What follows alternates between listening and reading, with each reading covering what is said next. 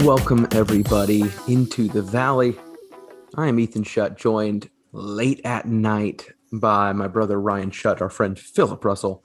We are coming at you at, goodness gracious, about midnight here on the old Central Time Zone, fresh off of game two, which might end up going down as the one that got away. Just want to do a quick recap of the first two games of the series before the series goes back even further west out to the Staples Center. Suns had a great game one, guys. I think best case scenario across the board outside of an unfortunate injury. Game two, I think that injury came back to bite him in the butt. Down the stretch, Paul was very much missed on the court. A lot of the times when the Lakers defense took over, the Suns offense started to crumble, gave away some bad turnovers. You could just tell that they were missing that steady hand. So guys, 2 games in, 1-1, going into game three in a couple nights in Staples Center. Philip, I'll start with you. What are your kind of big takeaways just after watching the first 2 games and kind of maybe seeing what it'll look like for the rest of the series? So one of the big questions that I had coming in was if the Suns could hang when AD and LeBron were clicking. And the answer tonight is yes, absolutely. The Suns can hang with this team, even with a really good, albeit I'm sure from a Suns fan's perspective, an annoying AD performance, but a very good AD performance. The Suns were right there. And to your point, probably were just missing Chris Paul's playmaking down the stretch as a secondary playmaker off of Devin Booker. My prediction was a very respectable 5-game series for the Lakers. But if the Suns can keep this up, and if the coaching staff, and we'll get to this later, keeps adjusting just pristinely like they are, I think this has a chance to go 6 or 7 now. Yeah. Ryan, what are you thinking? I think, and I don't think I'm saying this with bias, I think pound for pound, we are the better team, which is a nice thought to have. I think we are. I think we have played well. Tonight we got off to a slow start and we were fighting an uphill battle for basically 2.5 quarters the rest of the way. And really, I mean, until about 4 minutes left in the fourth quarter, it was 93-92. And then the Lakers go on that run to kind of secure it towards the end. I think with a healthy Chris Paul, we are the better team. The issue is what happens next and how healthy or unhealthy is Chris Paul. And I think tonight we saw that campaign, as much as you guys want to make fun of me, can step up and do what he needs to do to get the team going. But not having Chris Paul is a blow, however way you cut it. Well, I think to your point, campaign can get the team going, but he can't win it for him. And that was the problem. He kept them in it. Cam Johnson, too, a couple big shots. Those guys can be a spark plug. They can be the momentum shifter. They can be the whatever. But when it's a 1-point game going down the stretch, 5 minutes left, you're not going to trust. You shouldn't. I'll put it that way. You should not trust them to run the offense, be the primary facilitator, because what's going to happen is it's going to lead to turnovers. It's going to lead to lost possessions, or Devin Booker trying to go 1v3 because someone like Campaign or whoever can't handle it. And Booker's not built for that. And that's in our pre-playoff talk, one of the things I said about Booker as his make or break, his break was, will he try so hard to get things done that he ends up forcing things? And that's what we saw at the end of the fourth quarter tonight. I'm going to disagree with you on that one, man. I don't feel like he went hero mode. I mean, I'm not saying he went hero mode, but there were several possessions where he drove it and he was trying so hard to make the play that he threw it off of his knee with about 3 minutes left. Or there was a couple of those where he got sucked in going hard that, to me, I thought weren't the smartest plays to pull because he was trying to force a basket. I think not having Chris Paul is exemplified in those, though, because if you think about who you want to have kind of snaking and prodding the defense, that's probably not Devin Booker's job down the stretch, where Chris Paul can come in off of Devin Booker, where if Booker goes for a straight line drive, gets cut off, he can kick it back out to CP3. And what he does so well is he just probes and probes and probes and will find someone for an open shot, whether that's a mid-range fadeaway from him or someone open in the corner. And that's what I thought they were missing most down the stretch, where you saw the Lakers pushing the Suns back closer and closer to half court, cutting off Campaign's drives or cutting off Booker's drives. That's where Chris Paul starts playing chess with you, and he has counters. I don't think Campaign and Booker, to some extent, I don't think they're seasoned enough to have counters to the counter to the counter late in the game in those playmaking situations. And that's no disrespect to either of them. For sure. They were great tonight, but that's where CP3 is your guy you want to go to. Yeah, and that's the thing. Like, a lot of the damage that Campaign can cause or create is very similar to what Schroeder was doing for a lot of that game, where he can just beat you on that first step, whether it's getting a mismatch against a Gasol or a whoever.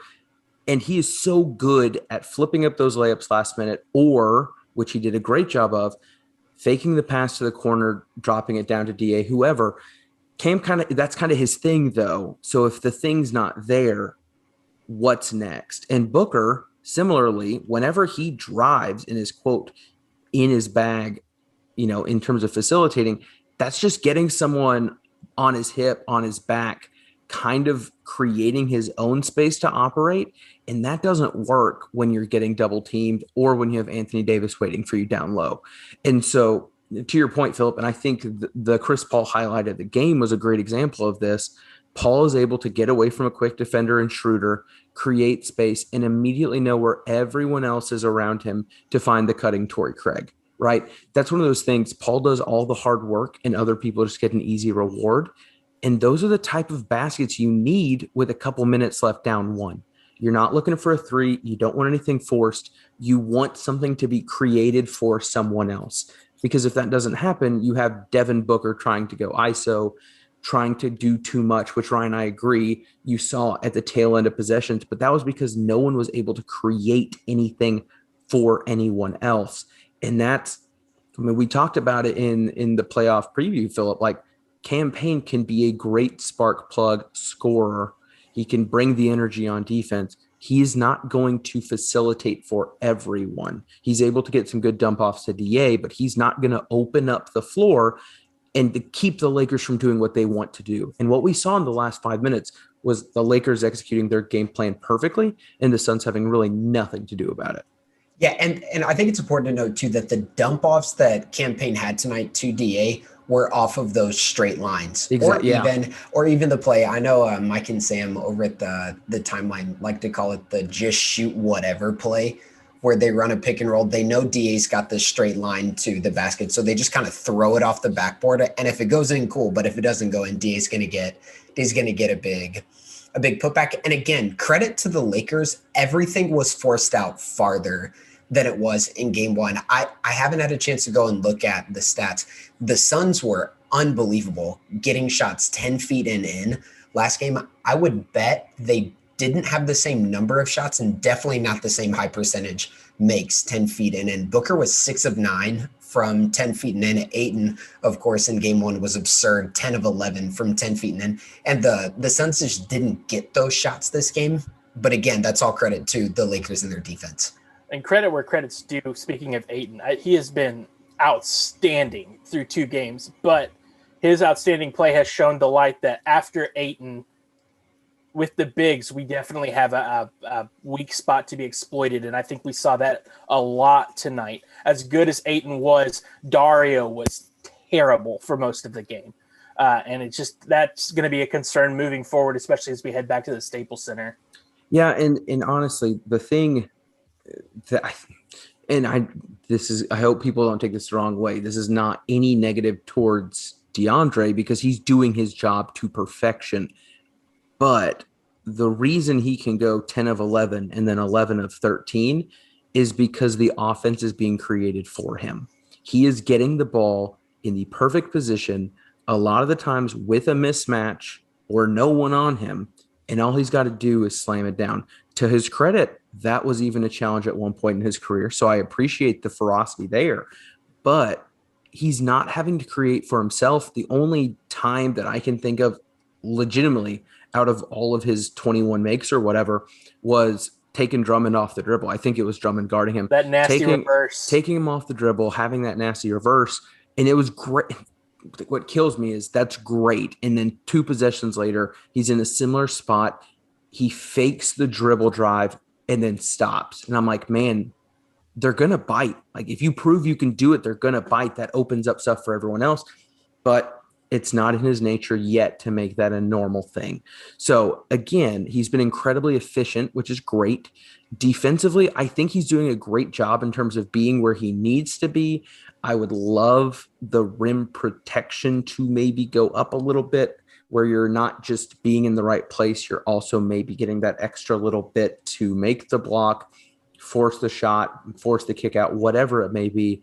But anyway, like I don't know, going into game 3, being 1-1 in the series, I think you got to be happy with that. Whether you were pessimists like us that said Lakers in 6 or Philip Lakers in 5, if you're saying 1-1 series going back to LA as a Suns fan, you can't feel too down on it. I personally don't think any Suns fan who was being completely legitimate with himself was saying, oh yeah, 2-0 going to the Staples Center for sure. Like I don't see that. I think the Suns, who've been a great road team, and even have some very odd players who shoot way better outside of Phoenix for whatever reason. Like I think they can steal a game in Staples Center. I think they can make it, a 3-game series with home court advantage, tied 2-2. I think that's best case scenario. I don't see them leaving LA up 3-1 personally. But as you look through the rest of the series, guys, Chris Paul's health, I think, is the deciding factor for me. Now, there's obviously a lot of other stuff that will be interesting to monitor. Ryan already touched on Dario and his near inability to stay on the floor. That was tough to watch. It was tough to watch Dario look so just out of place. Every time he got switched onto LeBron, you kind of just waited for something bad to happen. It's just further, showing what we already knew, which was the lack of depth at the big. In terms of guard play, I feel like the Suns have done well. I feel like the wings have been unimpressive, but not bad. Offensively, I feel like one of the wings needs to step up. We need one of them to do more. And Philip, I'll turn to you on this one. Mikal Bridges wasn't on the court for one of the longest stints I can remember. Talk to Ryan a little bit about it. Obviously, if the offense is clicking and defensively you're getting some stops, maybe you don't want to, mess with things. You don't want to change things. But what it looked like to me was then we put Mikal into the game incredibly last minute in an incredibly tense situation, and he'd been sitting forever. Do you think that that's something that was just more of a game flow type thing, having Bridges on the bench that long? Because it wasn't foul trouble defensively.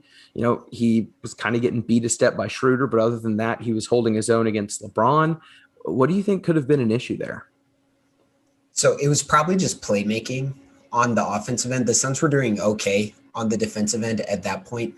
And defensively, Mikal and Jay got worked at the start of the third quarter. I don't know if you guys caught this, but coming out of halftime, the Lakers majorly simplified their offense, where for 3 minutes straight, they ran the exact same set. It was a LeBron AD pick and roll on the left side of the court.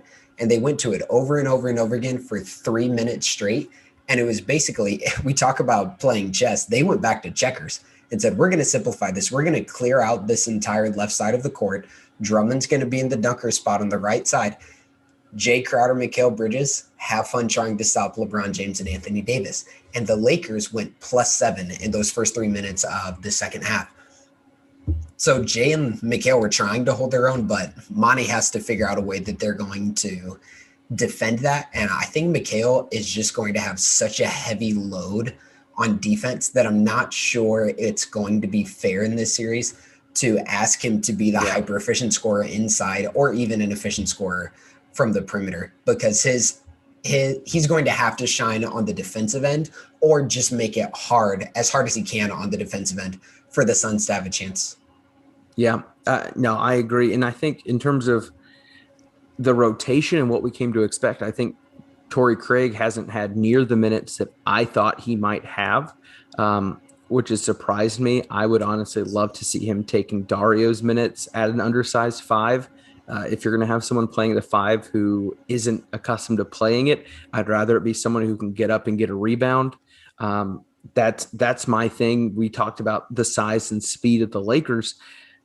The speed, sure, Schroeder has beaten you. You haven't really seen much impact outside of LeBron and AD. But I think the one person who's really done a lot of damage, which is funny in a sense, because he's one of the guys that I would love to stay on the court, is Andre Drummond. I love when Drummond is in the game. I think the most dangerous Lakers lineup is AD at five with LeBron in either, some of those athletic guards wings, whether that's Wes Matthews, Caruso, KCP, whoever. The problem is if Drummond is out there getting what felt like 10 offensive rebounds every 5 minutes, you're giving away so many potential possessions and giving more possessions to Anthony Davis and LeBron James. So I don't know what you do to stop that. Like I said, I don't know if that's having a Jay Crowder or a Torrey Craig just saying, hey, I need a body on him at all times, spread the fouls around, be physical. But man, he abused him. He really did. And it's never going to be a good game for the Suns if Gasol gets in and does what he needs to do, which is be the guy that spaces the floor and hits threes. I think he hit 2, maybe 3. Drummond goes in, does what he's supposed to do, get rebounds, finish close, don't be an absolute disaster at the free throw line. And then Anthony Davis comes in and gets his just across the board, right? So what do you think going into game 3 is the biggest thing for you? Ryan, what's the thing you're going to be looking for the most going to game 3? As cliche as it is where is Chris Paul's health? And we've talked about it 2 or 3 times already, but to me, we will succeed on whether or not he is healthy, because even when he was playing tonight, he wasn't even attempting to use that right arm. He was going left every time. He was backing down, trying to seal that towards that left side. He wasn't even making it hidden. That's what he was trying to do. It was so blatantly obvious. So to me, it's just, can he get healthy in the next couple of days, or at least a little more healthy than he is right now? That, and like you said, big production is going to be interesting to see over the next couple of nights as well. Philip, going into game 3, what are you looking for? I think it's going to be on the coaches a lot to figure this out. So tonight, also in the third quarter, is where the Suns unlocked a lot of the Lakers defense. The Suns have I think it's a really cool set where they have a big set of pick and roll up top. And then instead of diving straight to the basket, they set a down screen right at the elbow, and they flare. It's usually CP3 or Book flare up to the top. So then you have 3 options. After that pick, they roll to the basket. You have the drive, and then you have someone coming off of that kind of pin down screen. The Suns were really interesting tonight. They took a normal set that they have, and they flipped it in the third. So what they did was they had the big set the back screen, and then they had the guard, or they had the big set for the pick and roll, and then they had a guard set a back screen for the big to get the big unlocked as the guard drove. So I think little adjustments like that are going to be huge, because that's the play that got Campaign a couple wraparound passes to DA and a couple wide open layups, because it had the Lakers 3 defenders right there scrambling to communicate, because the Suns were flipping around what they normally do. So I think little things like that. And the reason I think that's so important is on our preview pod, we talked about finding easy buckets wherever you can, whether that's in transition, which the Suns lost tonight, or percentages of assist. And if you have those kind of tweaks to your offense where you can find an open man literally right underneath the basket on, even if it's just a few possessions, that's going to be huge in a very close game. Yeah, it's one of those things, as a basketball watcher, it's been a really fun series so far. As a Phoenix Suns fan, it has been pretty miserable. We really jumped straight into this podcast, getting the episode going. I do want to give a quick shout out to those that have been listening, whether you're listening on audio or YouTube, whatever. If you're watching on YouTube, you get to see me in the full Jonah Hill, look, which is not, I would say, a pleasant one for those at home. But hey, man, it was rocking with me for 8 wins in the bubble. I thought I could maybe will it for a couple more wins. I'll have to find something else lucky to get us back on track in game 3. guys, I think honestly, I think the two things you talked about were the two things that I'm looking at too, because the way most everyone's been playing for the Suns is what I expect out of them, right? I mean, sure, you don't expect Crowder to miss as many shots. Sure, you hope for a couple things here or there. But at the end of the day, playoff basketball, these guys are going to play the way that we've come to expect them to play. And so, to Philip's point, coaching matters. You got to see what Monty can think of, what he can do to put a wrinkle, whether that's changing up the offense just so slightly or maybe thinking of something different. Even some of the stuff on the defensive end, utilizing that zone occasionally, that matchup zone that at times really threw off the Lakers' momentum, like little things like that. Like you like seeing that early in the series. You like seeing what can work because you can then use this footage throughout the series, see what works, what doesn't. You just have to be able to adapt. I think Monty's going to do that. I think it helps when you have Chris Paul on the sideline. Whether he's playing or basically coaching, it always helps to have that. But like Ryan said, I think Chris Paul's health is going to be vital. I don't think we can see the Suns win this series with Chris Paul not being able to play. I'm not asking for 38 minutes, but I'm asking for the last 5 of every game. Like he's got to be able to close the way we expect him to. I mean, that's what has made him so valuable. That's what's allowed Booker to flourish. You've got to have that other threat, that other person who can help. We'll see, guys. We'll see. I know part of us wanted to record after the first win. It's probably good that we didn't, because I think my logic would have been thrown out the window and it would have been nothing but good vibes only. So this kind of set us back down a little bit, come down to earth. Yes, Phil. Sorry, you're catching my live reaction that the Mavericks did beat the Clippers. Clippers. Mavericks Let's go. Mavericks up 2-0 going home. I texted these boys the other day. Sorry, I'm interrupting Ethan's sentimental thing, but I hate the Clippers. I hate the Clippers so much. I hate watch the Clippers, and I'm so happy. I don't have NBA TV, which is sad boy hours that I didn't get to watch it. But I had it pulled up, and it just popped up on my screen that they in fact won. Sorry, I totally harshed your vibe right there, but you're getting some breaking news. Luka dropped 39, including one of the dumbest 1-foot side fade with 18 seconds left on the shot clock too. Hey, I will say this: how wonderful is it that Ayton and Luka are both having fantastic games in the playoffs? Right, that's got to make any Suns fan who still has little ill will harboring inside of you. Ayton is doing a great job. We got to end this, but I want to say one last thing.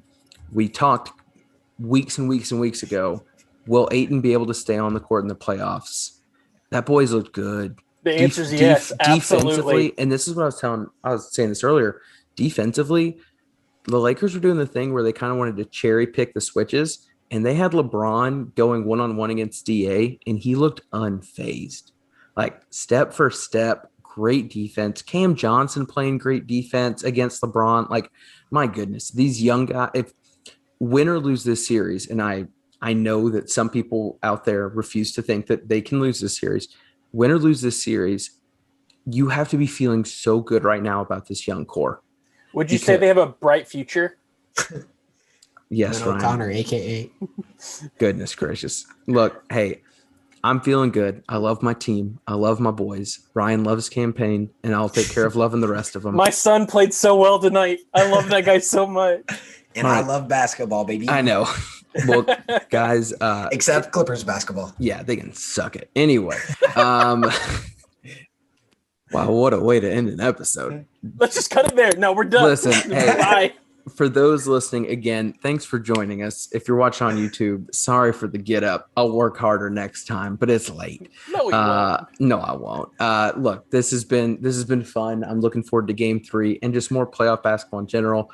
Except for the Nets. Don't watch them until at least the Eastern Conference Finals, where they might have a challenge. Until then, just fast forward till the end. But hey, Game 3.